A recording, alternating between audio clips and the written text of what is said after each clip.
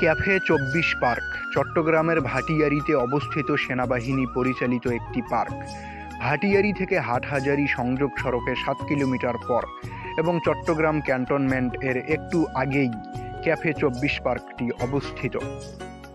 এখানে রয়েছে দৃষ্টিনন্দন পার্ক, বিভিন্ন প্রকার রাইড, আন্তর্জাতিক মানসম্পন্ন ফুড আইটেম পরিবেশনায় একটি রেস্টুরেন্ট।